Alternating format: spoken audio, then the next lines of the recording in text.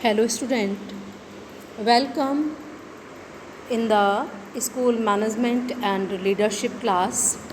In second unit today I will discuss the classroom management. Classroom management means management of all resources in the classroom. There may be human resources as well as material resources. It is a organized function in which tasks are performed in a variety of settings which results in the inculcation of certain values such as respect, all direction and group cohesion, etc. Class means a group of students in which there are students of the same educational level. The teacher teaches in that room and the student study. कक्षा प्रबंधन को मानवीय भौतिक संसाधनों तक ही सीमित नहीं किया जा सकता, अपितु इसमें उनके सारे पक्षों को, भौतिक है, मानवीय, मानसिक, सामाजिक, भावात्मक, क्रियात्मक आदि सभी पक्षों को सम्मिलित किया जाता है और इसके अंतर्गत अध्यापक अपने कार्यों के माध्यम से, व्यवहार के माध्यम से, अपनी बॉडी लैंग्वेज के माध्यम से, अपने भाषा के माध्यम से विद्यार्थियों को कक्षा में अधिगम के वातावरण का सृजन करता है और अध्यापक के क्रियाकलापों के माध्यम से जो छात्र का सर्वतोन्मुखी विकास संभव हो सकता है. Teacher as a classroom manager. Effective and advanced classroom organization plan involve advanced planning of the lesson from beginning to end using a variety of procedure. The teacher has to have skill for the management of the internal dynamics between student in the class.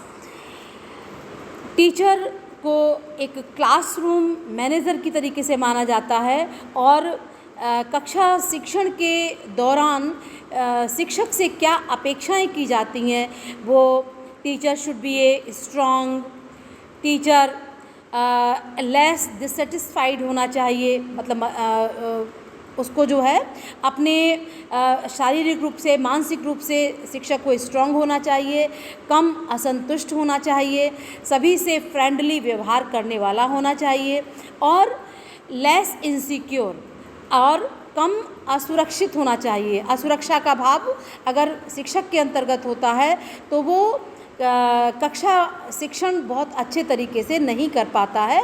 And teacher should be understand the all situation of the classroom. उसको understanding की power भी बहुत अच्छी होनी चाहिए. Teachers role as a classroom manager. Teacher का role कक्षा के एक मैनेजर की तरीके से होता है क्योंकि उसे मेंटरिंग रिसोर्सेज, उसे कक्षा के लिए जितने भी रिसोर्सेज होते हैं उसको मेंटरिंग करनी होती है. कंटेंट रिसोर्स जो भी उसे कक्षा में पढ़ाना होता है उसका वो रिसोर्स मटेरियल उसको तैयार करना होता है, वो एक कंटेंट रिसोर्स की तरीके से होता है. एंड असेसिंग लर्नर, जो भी कक्षा में पढ़ाया गया है उसको असेस करना भी टीचर का दायित्व है. एंड क्लास कंट्रोल भी एक टीचर को बहुत अच्छे तरीके से आना चाहिए. एंड प्रॉपर प्लानिंग, जब टीचर एक कक्षा में मैनेजर की तरीके से काम करता है तो mentoring, resources, constant resource, assessing learner, class control and proper planning उसकी बहुत अच्छी तरीके से होनी चाहिए क्योंकि जो भी हमारे पास मेंटरिंग रिसोर्सेज में जो भी हमारे पास संसाधन हैं उनका बेस्ट यूज़ टीचर को करना आना चाहिए. इसी से वो जो है लर्निंग को प्लेफुल बना सकते हैं, एन्जॉयफुल बना सकते हैं. कांस्टेंट रिसोर्स यानी कि हमेशा जो है टीचर बच्चों की प्रॉब्लम को सॉल्व करने वाला होना चाहिए, क्योंकि वो उनका कंटेंट रिसोर्स है। जब भी कभी बच्चों को प्रॉब्लम आए तो उसे शीघ्र ही उनकी प्रॉब्लम को सॉल्व करने वाला भी होना चाहिए। असेसिंग लर्नर, अपने स्टूडेंट को असेस करने वाला, उनकी उपलब्धियों को ज्ञात करने वाला भी टीचर होता है। और क्लास कंट्रोल भी उसको आना चाहिए, क्योंकि अगर वो अपनी कक्षा को कंट्रोल नहीं कर पाता है तो अच्छी क्लास का एनवायरनमेंट नहीं होगा, और जो कक्षा का एनवायरनमेंट जब अच्छा नहीं होगा तो क्लास का जो टीचिंग है वो भी अच्छी नहीं होगी। एंड प्रॉपर प्लानिंग, अपने मटेरियल एड की, अपने प्लान की और अपने पढ़ाने के तरीके की प्रॉपर तैयारी एक शिक्षक को समय से कक्षा लेने से पूर्व करनी चाहिए। Aspect of the class management के कई आस्पेक्ट्स हैं। सबसे पहले छात्रों का वर्गीकरण, जैसे कि कक्षा जो है बहुत बड़ी नहीं होती है, क्योंकि अगर बहुत बड़ी कक्षा होगी तो क्लास में जो टीचर है वो उसको कंट्रोल नहीं कर पाएंगे, और जो वो टीचिंग कर रहे हैं वो उनकी टीचिंग वो ठीक तरीके से उस कक्षा में नहीं कर पाते हैं। क्योंकि अगर क्लास बहुत बड़ी है तो उसको हमें सेक्शनाइज करना चाहिए। कक्षा को हम कई सेक्शन में बांट करके तब अगर हम कक्षा लेते हैं तो मतलब टीचर का ध्यान हर एक स्टूडेंट पर होना चाहिए, और हर एक स्टूडेंट तक टीचर की पहुंच और छात्र की पहुंच शिक्षक तक होनी चाहिए। तो छात्रों का वर्गीकरण, अगर कक्षा बहुत बड़ी है तो छात्रों का हम सेक्शन वाइज हम वर्गीकरण कर दें, और 1:30 का रेशियो जो है क्लास का बहुत अच्छा रेशियो माना जाता है, कि 30 बच्चों की जो क्लास होती है उसको एक टीचर अच्छे तरीके से टैकल कर सकता है। कक्षा के नियमों का प्रतिपादन, कक्षा के में बच्चों को पढ़ाने के कुछ नियम होते हैं, जैसे कि कक्षा में बैठने की व्यवस्था, कक्षा के जो सामान्य जनरल रूल्स होते हैं, और कक्षा में बच्चों के आने और जाने का एक नियम होता है, और अध्यापकों की जो हैबिट्स होती हैं, group life of the class होती है, सिटिंग, कक्षा में सिटिंग और स्टैंडिंग के कुछ रूल होते हैं, rules for the asking question to teacher, ये भी कक्षा नियमों के अंतर्गत आता है। And rules for answering the teachers question, कक्षा में किस तरीके से छात्र जो है शिक्षक के प्रश्नों का उत्तर दे रहे हैं, तो ये भी जो है क्लास मैनेजमेंट एस्पेक्ट के अंतर्गत आता है, जिनका कि पालन जो है एक शिक्षक को करना चाहिए।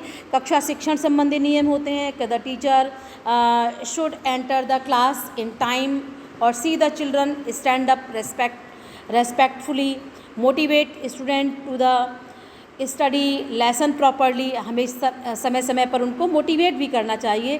Teacher should be appropriate teaching method का उसको यूज़ करना चाहिए, and the teacher should pay attention to solve difficulties of the student, जो भी छात्रों में कठिनाइयाँ उनके सामने आ रही हैं तो उनको भी सॉल्व करने वाला होना चाहिए। And teacher put questions in front of whole class, पूरी क्लास के सामने जो भी क्वेश्चन पूछना है उसको पूरी क्लास के सामने रखना चाहिए। And teacher should keep an I on the entire class, पूरी क्लास पर उसकी दृष्टि होनी चाहिए जबकि वो अपने एक्सपेरिमेंट का डेमोन्स्ट्रेशन कर रहा है, या लेक्चर डिलीवर कर रहा है, या अपने मटेरियल एड को डिलीवर कर रहा है, तो पूरी क्लास पर शिक्षक की दृष्टि होनी चाहिए। And teacher should not lose balance in any condition, किसी भी स्थिति में टीचर को अपना बैलेंस, अपना संतुलन नहीं खोना चाहिए। और मेंटेनिंग डिसिप्लिन, अनुशासन की स्थापना, अनुशासन एडम्स ने 3 तरीके का बताया है। पहला तो दमनात्मक अनुशासन, जिसको कि इस तरीके से कक्षा में अनुशासन स्थापित करने की कोशिश नहीं करनी चाहिए। हम बच्चों को मार पीट कर अगर अनुशासन करते हैं तो बच्चे क्लास में रुचि नहीं लेते हैं।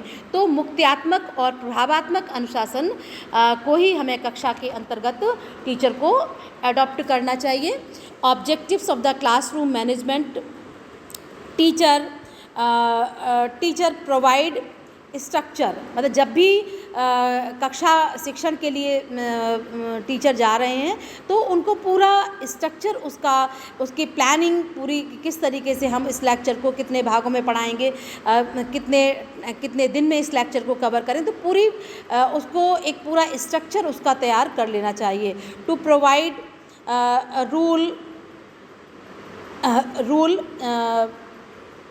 एनवायरनमेंट, जो भी रूल बेस्ड एनवायरनमेंट हमको तैयार करना चाहिए कक्षा के अंतर्गत, कि जो नियम हों वो सबके लिए हों।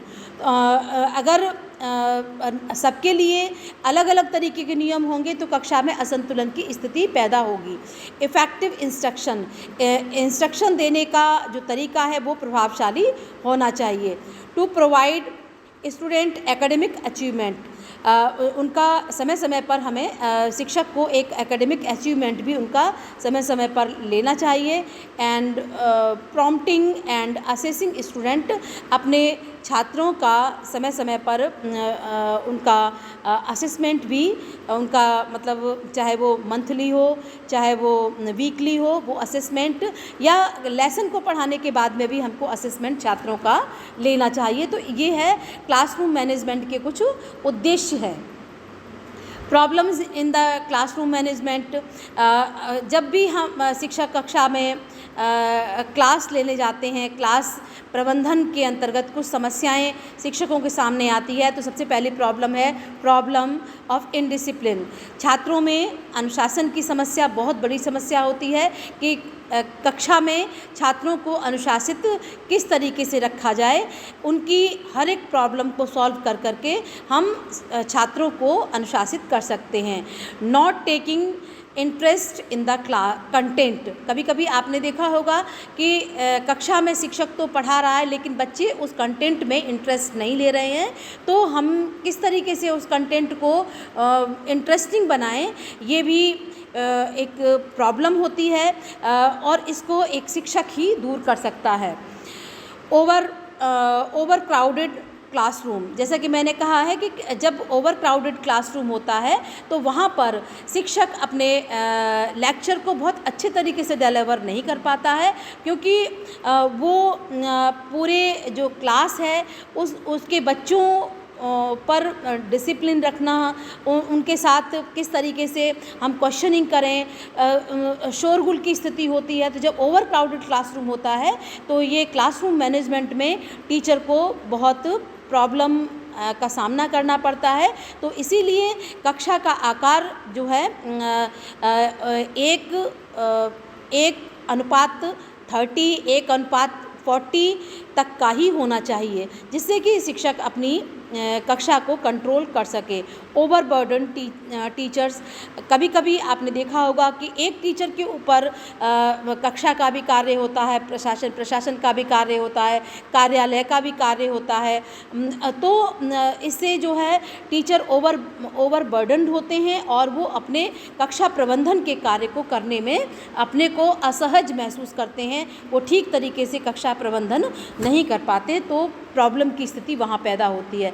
Lack of team work, empathy and support between student, इसमें जब टीम में कार्य करने में जब कमी होती है या एक दूसरे में सहानुभूति या प्रेम या सपोर्ट आपस में छात्रों में नहीं होता है, तो ये भी एक समस्या का कारण बनता है कक्षा के मैनेजमेंट में।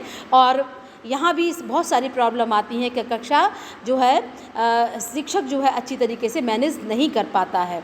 नेक्स्ट है not enough time to plan, शिक्षक के पास अत्यधिक बर्डन होने के कारण उसके पास शिक्षक को किस तरीके शिक्षा में हम कक्षा में किस तरीके से पढ़ाएंगे उसको उसके प्लान करने का उसके पास एनफ टाइम नहीं होता है, तो ये भी एक प्रॉब्लम है। Excessive paper work of data collections, teacher के पास एक्सेसिव पेपर वर्क होता है, डाटा कलेक्शन इस तरीके के अगर वर्क होते हैं तब भी कक्षा के मैनेजमेंट में टीचर के सामने प्रॉब्लम आती है। क्लास का साइज़ भी जो है कक्षा प्रबंधन में दिक्कत करता है। Thank you class.